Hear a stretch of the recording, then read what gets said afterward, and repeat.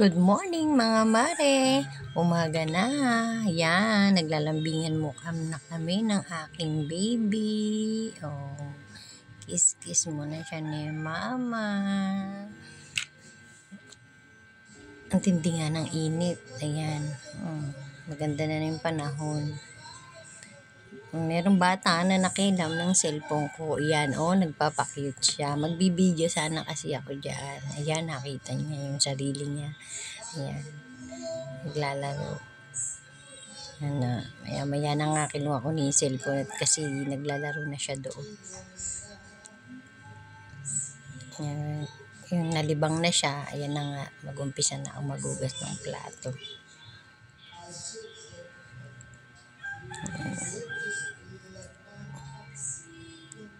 Pero habang naglilinis ako ng plato, lumapit na nga siya. Nandiyan siya sa may paanan ko. At hinahatak niya na nga ako at ayaw niya akong paglinisin ng plato. Ayan, nandiyan siya sa may gilid ko. Gusto niya, alagaan ko siya. Konti lang naman yung nilinis ko ngayon. Kasi nagugas na yung daddy niya kagabi.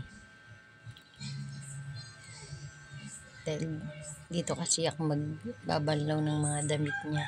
Maliliit.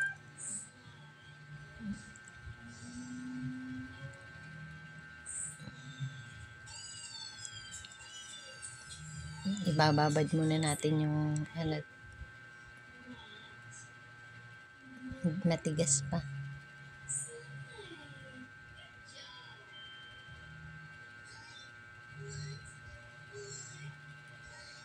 Yung araw-araw na lang sa umaga, madami-daming trabaho.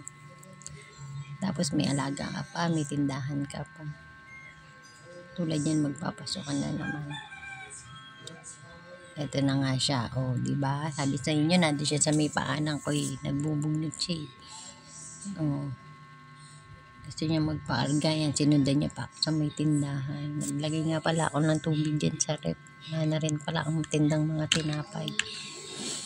At yun na nga, magsasaing na kami. Alas 10 na rin yung mga oras na yan. Pero sinusundan pa rin ako ng batang umiiyak. Habang nag-uulab ako, nagagalit-galit pa ako sa kanya niyan. Dahil nga umiiyak siya. Ayaw niyang maglaro at manood ng TV.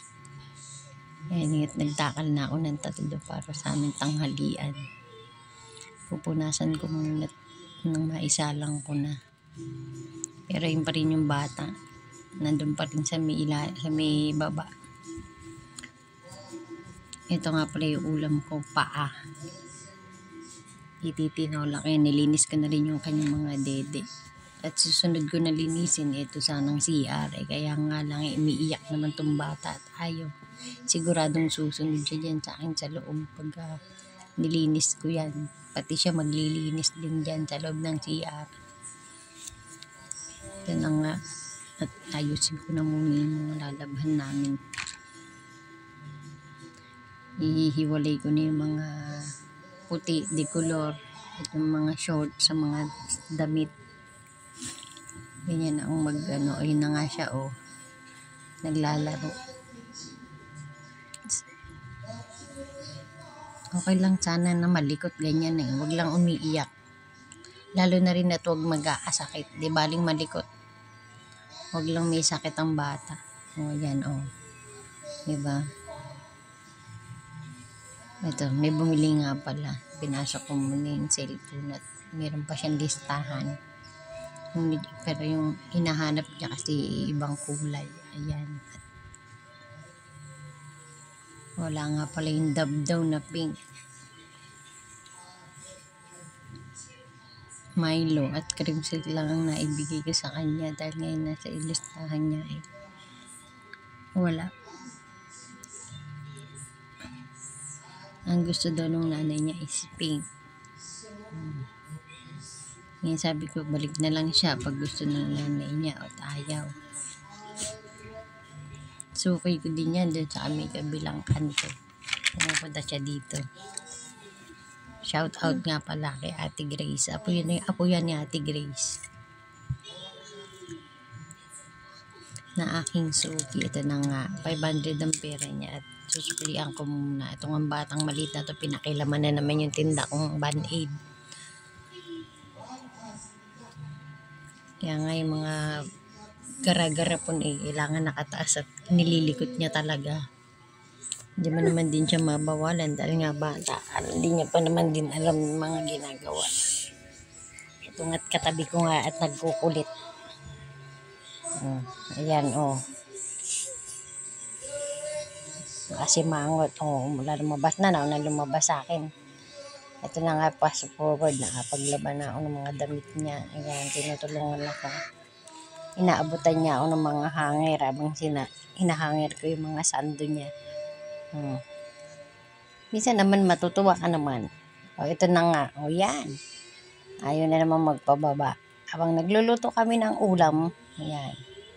Hinihimay ko na nga yung malunggay na ilalagay ko dun sa paa ng manok. Tinulang nga yan. Yan, habang karga-karga siya, bumubunga nga naman ako. Naakala mo naman na iintindihan ng bata yung sinasabi ko. Hugasan na namin yung malunggay.